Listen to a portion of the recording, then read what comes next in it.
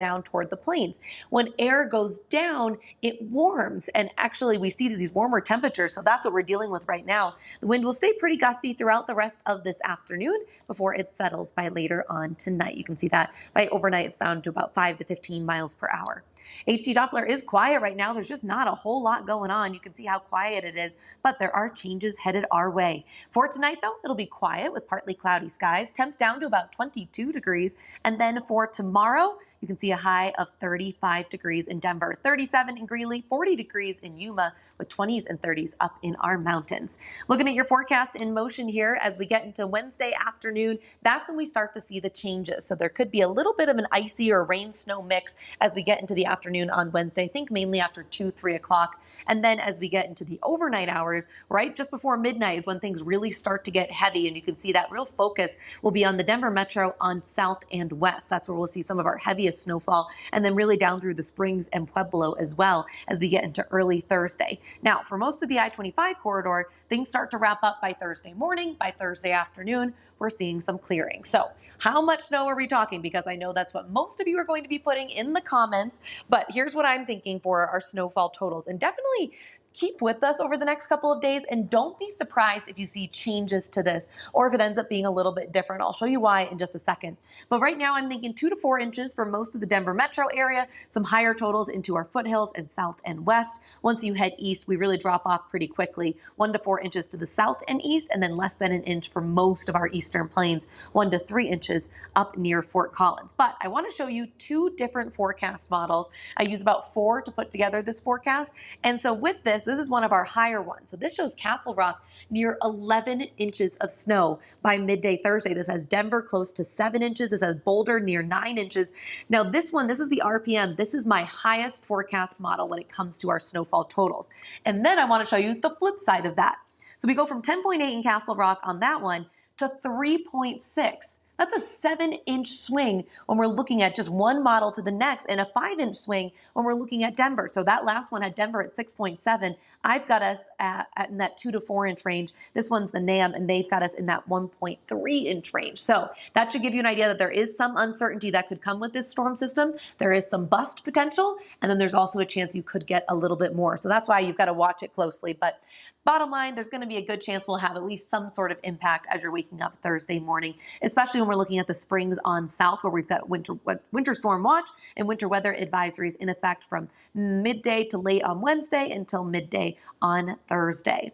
All right, so how much snow have we seen this season, and how far behind are we? Well, we are about 10 inches behind when it comes to what's considered average. February, we've hit 3.9 inches so far, so I'll be curious to see if we get to average. There's a chance we could. I think we might fall just a little bit short, but 7.7 is what's considered average for the month of February.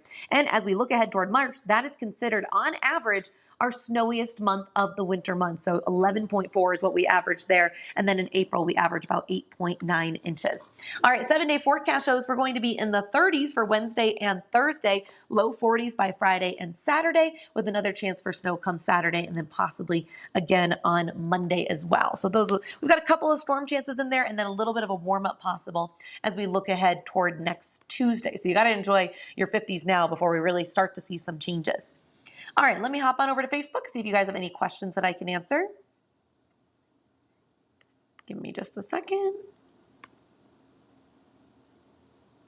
All right, here we go. I found it. All right, I'm seeing a couple of comments popping up. Oh, hello to you again, Seth. Always great to hear from you. Elizabeth says hi as well. Yvonne says, hello, I hope March will be warm for my birthday. I hope it is too. It definitely will be a little bit warmer. Rich is asking, what time do we think the precip will start tomorrow here in Denver? I'm thinking after 2, 3 o'clock, and then really gets going after the sun goes down. Oh, there we go. All right. Let's see here. What time should the snow start in Centennial? Right about that same time, I would think. Look for kind of like those sprinkles to get started right around like 2, 3 o'clock, and then it really picks up as we get into later on in the evening. Jennifer says, hi, how much is expected for Fort Collins? How long? I'll show you in just a second, guys. I know a lot of people are going to ask about snowfall totals. We'll end this Facebook Live, and I'll just put up that snowfall total map so that you guys can have a good look at it. Ashley is asking how much is expected in Fort Collins. I've got Fort Collins in that 1 to 3 inch range. Oops. Where were they going? How long will these winds stick around? Until this evening, and then they'll start to settle. When is spring? I always get this one mixed up. First day of spring, I believe it's March 20th. Yep, March 20th. I always go back more between the 20th and 21st. All right, what about the drive from Denver to Salida tomorrow? If you can get driving before 2-3 o'clock and get off the roads by late afternoon, you should be in pretty good shape. Heavy wet snow, yeah, it is looking like that just because our temperatures are going to be about the mid-30s. Mountain driving early tomorrow morning should be fine. We're not seeing the storm system move in until later on in the afternoon, and then even then, it's going to have more of an impact when we're looking at our front range than our mountains. Oh, you're so welcome, Wendy. Jennifer's asking, is spring warm? Will be warmer days for sure. There could also be some colder ones in there. I do think we've seen probably the coldest temperatures unless we get another polar vortex. Hopefully we don't. I don't want to deal with that again. That was so frigid. All right, anyone else?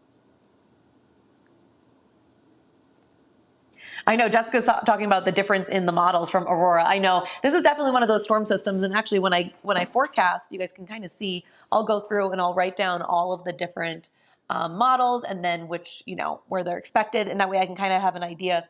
And so the range for Castle Rock, when you go from 3.6 up to 10.8, and then from 1.3 to 6.7 in Denver, you're like, that's a big range. People are going to be not so happy if I put 1 to 7 inches on the forecast. So I have a pretty good idea, but it's interesting that there's two are going on the higher end and then 2 are going on the lower end. So just know that there could be some bust potential with this storm system.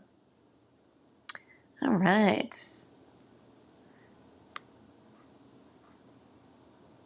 Mark is asking about historical snow average compared DIH versus old Stapleton.